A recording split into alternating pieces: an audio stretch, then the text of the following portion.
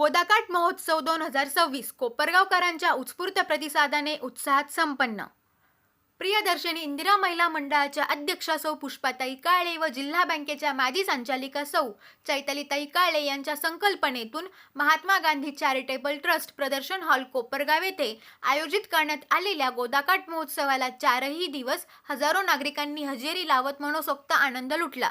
महिलांच्या स्वयंसहायता बचत गटांनी तयार केलेली देशी उत्पादने, गृहउद्योगातून साकारलेल्या वस्तू, हस्तकला, खाद्यपदार्थ, वस्त्रोद्योग, शोभेच्या वस्तू, पारंपरिक कलाकुसर, शेतीपूरक उत्पादने तसेच आधुनिक जीवनशैलीसाठी आवश्यक असलेल्या विविध वस्तूंचे भव्य प्रदर्शन व विक्री जोरात सुरू होती। कुटुंबासह आलेल्या नागरिकांनी उत्साहाने खरेदी करत महिला उद्योजकांना मोठे प्रोत्साहन दिले।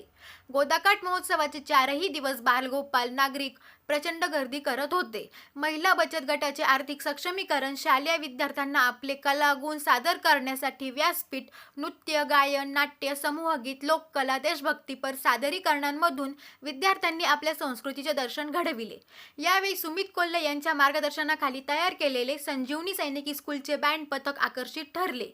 गोदाकाठ महोत्सव 2026 माजी आमदार अशोकराव काळे व आमदार आशुतोष दादा काळे यांच्या मार्गदर्शनाखाली रंगलेल्या या गोदाकाठ महोत्सवाला कोपरगावकरांचा व विविध तालुक्यातील नागरिकांचा उत्स्फूर्त असा प्रतिसाद मिळाला आहे।